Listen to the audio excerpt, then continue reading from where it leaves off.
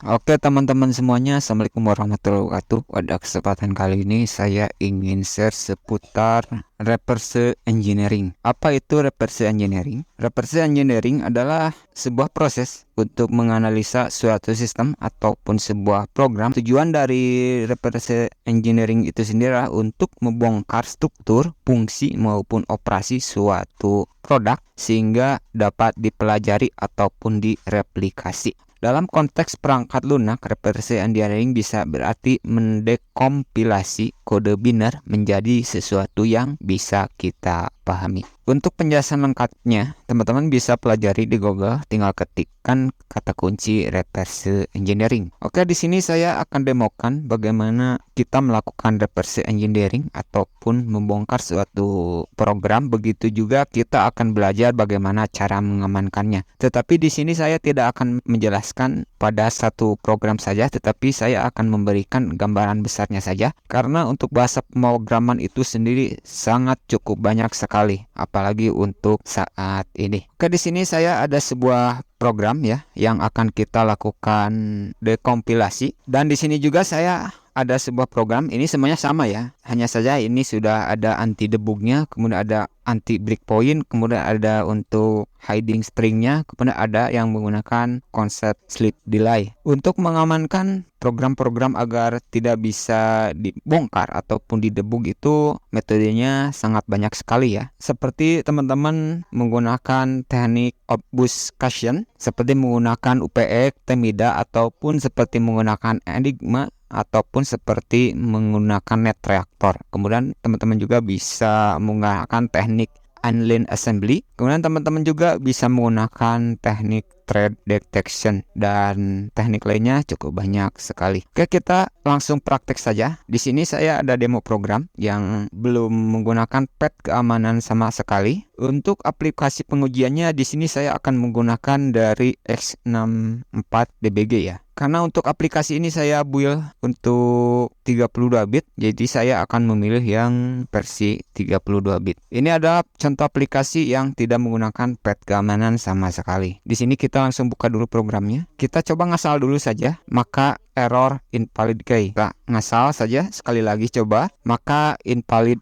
error key. Nah, tapi kalau kita menggunakan key yang benar, maka sukses. Nah, kita di sini akan belajar. Nah, di sini misalkan ngasal, walaupun ngasal, bagaimana caranya kita agar selalu sukses, walaupun kode yang kita inputkan selalu salah, begitu ya. Misalkan seperti ini, maka walaupun salah nanti ini akan selalu sukses. Oke, tutorial ini hanya untuk edukasi saja. Jika kebetulan teman-teman sebagai programmer, tentu saja hal ini sangat diketahui, apalagi program yang teman buat adalah program yang dijual, begitu ya. Oke, jadi nanti kita akan buat ini walaupun ngasal akan selalu sukses gitu ya. Oke, kita ulangi lagi. Kita tarik saja ke sini. Kita langsung run saja. Kita run lagi, sudah jalan. Kemudian teman-teman masukkan ngasal saja, lalu registrasi. Jika sudah keluar error seperti ini, biarkan saja, jangan ditutup. Lalu di sini klik kanan, teman-teman klik share ya, share for.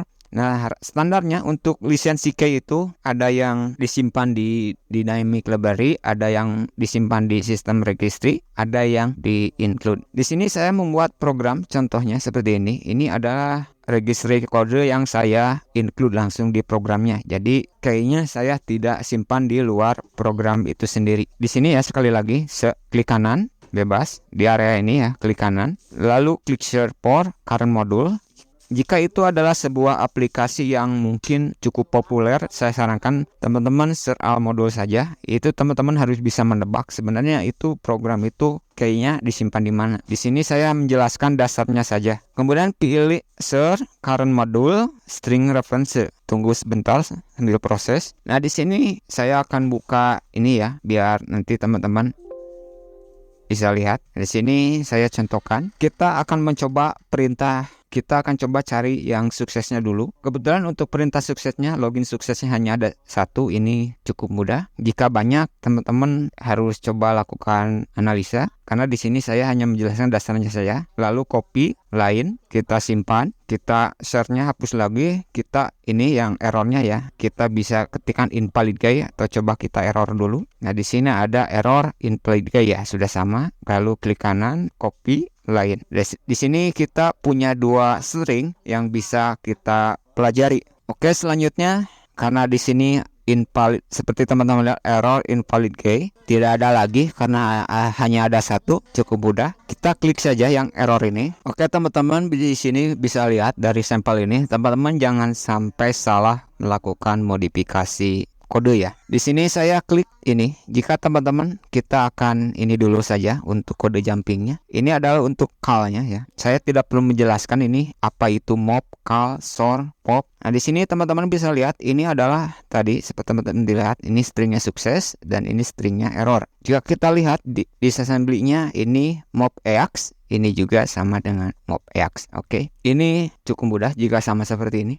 Nah, di sini ada tanda panah ini saya tidak perlu menjelaskan ya secara panjang lebar, yang penting praktek saja langsung teman-teman. Nah, ini ada tanda panah, jika kita lihat ini masuknya ke sini. Jika kita klik dia akan ke sort ya. Metode call ini ada di dalam tanda panah ini ya. Jadi di dalam kurung ini ya. Ini nah ini 1 2 3 4 or mop call, ini penutup ya. Jadi dari jumping ini ke sort ya. Jadi call-nya di tengah. Jika teman-teman perhatikan di sini ada tanda panah lagi, tetapi kodenya JE. Biasanya JE, ZZ ataupun JNE ya. Biasanya begitu ya. Nah, di sini teman-teman bisa lihat. Jika teman-teman lihat ini kan kode yang ini ya, yang errornya di address 2C 2A F5. Nah, ini ya teman-teman bisa lihat. Ini masuk ke sini ya. Tetapi di sini ada panah lagi. Di sini ya. Jika kita perhatikan di atasnya. Nah, ini ya. Nah, ini JE ini kita klik kanan, assembly, kita modifikasi ini ya. Jadi JMP ya. Perhatikan teman-teman, yang bisa dimodifikasi standar untuk JMP itu kebanyakan JE, ZZ seperti JNE begitu ya. Biasanya logonya merah-merah seperti ini. Jika instruksinya oke, silakan klik oke. Selesai, sekali klik ya, jangan dua kali klik. Kalau dua kali klik ini nanti ke bawah. Kita cancel karena ini bisa teman-teman lihat ini EB ya, sudah tandanya merah, berarti ini kode yang kita modifikasi. Nah, selanjutnya jika teman-teman kita langsung masuk lagi ke bagian 2 ya, yang ini juga teman-teman perhatikan. Nah, pada disassembly-nya ini 2C 2B 64, kita akan ganti rule ini menjadi 2C 2B 34. Nah, ini ya 2C 2B 64. Klik kanan. Nah, ini ya sorot aja. Klik kanan, assembly. Nah, kita ganti ini yang 2C, kita kopas saja untuk mempersingkat video. Nah, ini 2C-nya kita ganti menjadi 2C 2B 34. Oke, sudah ya. Kita oke. Maka di sini ada tanda seperti 34 ya. Ini tandanya kode disassembly-nya sudah kita modifikasi. Begitu juga yang ini ya, yang EB kemudian 34. Ini kita belajar dasar saja, kita cukup 2 modifikasi saja dulu jika program tersebut tidak menggunakan pad keamanan sama sekali. Selanjutnya teman-teman klik ini ya, atau teman-teman bisa klik di view di sini pad file, atau teman-teman bisa langsung di sini pad file ya, klik. Selanjutnya teman-teman klik pad file karena kita mau modifikasi 2 string di sini ya, yang EB kemudian ada yang 34 nih tanda merah.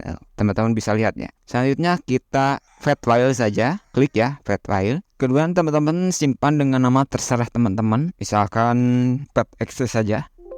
Oke, sudah sukses ya. Oke, ini kita tutup dulu. Jika teman-teman lihat ada file baru ya. Ya, jika teman-teman perhatikan ini ukurannya ini sama ya. Nah, ini yang originalnya, ini yang sudah kita modifikasi. Oke, kalau sudah kita ini saya akan langsung tutup saja programnya karena kita minimin saja. Ini ada yang originalnya. Nah, ini teman-teman bisa lihat, ini yang sudah kita modifikasi. Oke, kita buka seperti ini. Nah, ini kita coba ini samakan saja, misal A A 4 kali, ini A 4 kali. Kita coba registrasi, ini invalid. Jika teman-teman lihat, ini kita coba yang ini registrasi, maka yang ini sukses. Nah, walaupun kita ngasal mengisi kode kayaknya yang ini sudah berhasil, begitu ya. Oke, kita tutup. Ini adalah yang tadi originalnya. Jika teman-teman perhatikan, ini adalah yang sudah kita modifikasi. Kita ulangi, kita coba ngasal saja sekarang. Nah, selalu sukses. Apapun yang kita isikan akan selalu sukses. Nah, begitu ya. Jadi walaupun kita ngasal, ini akan selalu berhasil program ini diregistrasi. Berbeda kalau kita ini yang originalnya. Kalau kita ngasal, ini nggak bisa bakal error ya. Nah, ini selalu invalid begitu ya. Oke, kemudian ini sudah kita ini ya, sudah selesai. Nah, di sini kita akan lakukan keamanan. Saya tidak perlu mencontohkan ya. Kalau teman-teman kebetulan membutuhkan, mungkin lain waktu akan saya bahas. Tetapi di sini saya hanya menjelaskan clue-nya saja, yaitu teman-teman bisa menggunakan anti debugging. Untuk sampelnya nanti akan saya bahas ya jika teman-teman kebetulan membutuhkannya. Di sini programnya sama ya. Jika teman-teman lihat, ini yang originalnya, ini semua sama ya, seperti ini. Nah, jika kita ini tarik ke sini, lalu kita run, kita belum running ya. Oke, sudah running, maka ada peringatan debug detect begitu ya. Jadi aplikasi ini tidak bisa didebug begitu ya. Intinya seperti itu. Dan dia akan langsung berhenti ya. Ini bisa teman-teman lihat. Kemudian di sini juga saya ada yang anti breakpoint. Jika kita tarik, kita running, maka hasilnya seperti ini. Ini tidak bisa di breakpoint. Akan terdeteksi debug detect through API tampering. Begitu juga yang kita ini tutup. Yang heading ini lebih tepatnya jika kita running. Nah, ini sudah running ya. Nah, jika teman-teman lihat yang heading string ini, jika kita search ya, kita coba search sekarang saja di sini string reference, kita lakukan seperti kita ini membongkar ini. Jika kita ketik sukses,